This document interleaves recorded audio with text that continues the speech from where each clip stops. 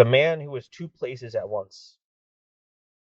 Short, stocky Byrne Avery lived a rather secretive life in a $30 a month back room in a rooming house near downtown Richmond, Virginia. His somewhat cherubic, ruddy face and thick shock of blonde curly hair belied his age of 51. His twinkling eyes and knob of a clown-like nose served to make people believe that he was an outgoing, fun-loving, gregarious individual who made friends easily and loved people. This was not the case, for Bertie, as he was called, was anything but a friendly, sociable sort. Of those who knew him, only one man knew him well. That man was Bertie's employer, Harry Foster. Harry, he was called Wholesale Harry by his friends and customers, was a dapper little gentleman with thin and black hair and a hairline of a black mustache that seemed to twitch whenever he did business successfully, which was all of the time. Harry's business was buying and selling merchandise. It was an all-cash business, quite different from the usual establishment where books are kept, invoices and purchase orders filled out, and licenses kept hanging on the wall. To be accurate, Wholesale Harry did all his business from his hat in pool rooms, bars, and back alleys, wherever his customers agreed to meet him. Once Harry had taken an order from a customer, he then put Bertie, his administrative assistant and purchasing agent, to work. Whenever the merchandise was not readily available for a price that Harry wanted to pay, Bertie would assume another role, that of a procurement agent, on the promise of a bonus. Wholesale Harry dealt in all sorts of merchandise, equipment, products, and byproducts of products, and whether it was a set of fancy chromium hubcaps, an outboard motor, a baby carriage, or any one of 1,001 different items, it made little difference. He accepted the order and always delivered. Because Harry's credo was, I can get it for you for cheaper than wholesale, Bertie was frequently forced to go to great lengths to obtain some of the goods his boss sold. On one such occasion, Bertie, who had never in his entire life ever been suspected of doing anything officially termed as dishonest, and who had never been arrested or even given a ticket for jaywalking, suddenly found himself in an embarrassing situation. While tracking down an item in a neighboring city, he was arrested and placed in a police lineup, where the complainant, a night watchman with a big, fresh bandage on his head, pointed at Bertie and cried, "That's him. He's the one who sneaked up and clobbered me." It seemed that a thief had broken into a bonded warehouse, knocked out the night watchman, and tried to steal a truckload of bourbon in kegs. And it also seemed that the night watchman had come to in time to sound the alarm just as the thief, whom he clearly saw, drove off with all these barrels of whiskey. The cops found the truck several hours later, after the robbery. It was empty. The barrels of whiskey had vanished. All this had happened at 2:30 in the morning, and because at 5 o'clock that morning, Bertie was happily strolling down the street, singing at the top of his voice.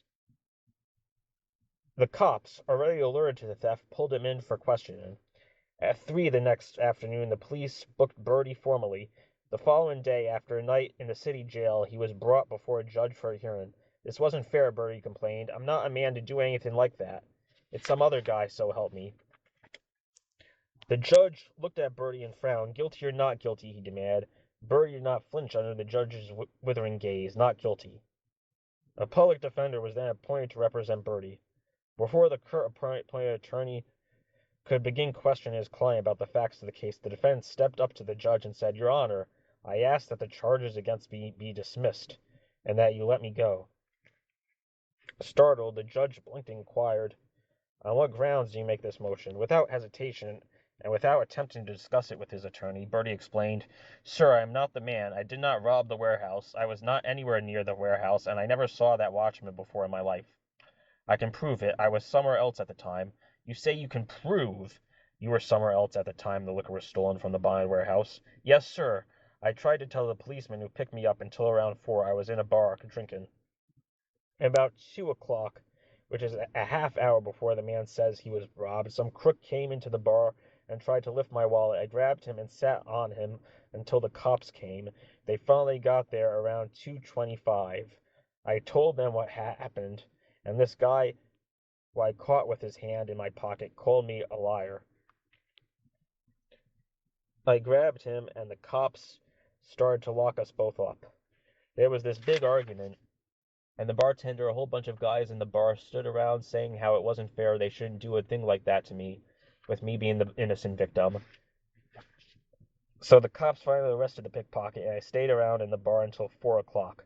I was walking to the railroad station to catch the 6:15 to Richmond when these policemen who had just testified grabbed me off the street.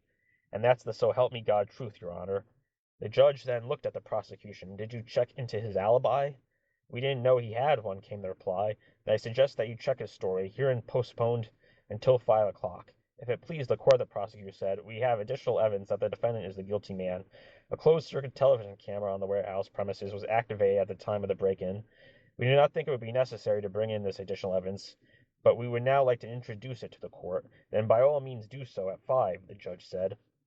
As the hearing was about to resume before the judge whose task it was to determine whether or not Bertie was to be arraigned and charged with grand larceny, the defense attorney asked his client, are you sure you don't want to change your plea? When they show those films, and if your picture is on them, you'll be in big trouble. It might go easier if you plead guilty. Bertie's eyes twinkled at the lawyer. Why do you want me to do that? Do you think I'm guilty? The judge came in just at that moment and asked that the television camera films of the robbery be shown. A few minutes later, when the lights were turned on, the judge glared at Bertie and asked, do you deny those films were those of yourself committing the crime? Yes, sir, I do. Those pictures might have looked like me, but I tell you I was somewhere else at the time. The judge exhaled and warily said, all right, let's hear from the officers who were supposed to have arrested the pickpocket at the bar this man says he was at last night. The most incredible thing happened next. The two officers who came into the courtroom positively identified Bertie, and even went on to state that after they had called a police wagon that came to pick up the pickpocket, one man remained on duty across the street from the bar where he could observe everyone who entered or left. He saw Bertie leave a few minutes before 5. The bartender and several of the men who had been in the bar at the time testified next. They also swore that he had been with them from 1 o'clock until 5 o'clock. Perplexed, the judge ordered the film of the robbery shown again. As they watched the pictures, the judge exclaimed, I don't see how it's possible. The films are clear enough to satisfy any court in the land that the man in the pictures and the defendant are one and the same. The clothes are the same, the physical appearance, and everything is identical. Yet you say, and 5 credible witnesses have so testified, that the defendant was in the bar room at the time the crime was being committed. How can a man be in 2 places at once? Is there any other tangible proof? There is, Your Honor, one of the policemen said, approaching the bench, holding out a small envelope. Last night, after we arrested the man, the defendant said had attempted to pick his pocket. My partner returned, as it was testified, to keep the bar under surveillance.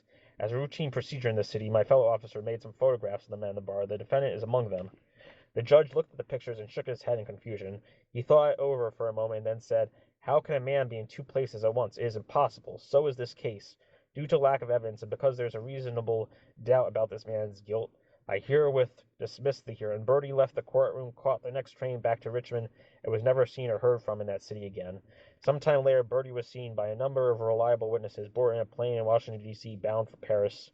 He was also seen by another pair of reliable witnesses boarding a plane that took off at the very same time for Rio de Janeiro, Brazil. Who were these reliable witnesses?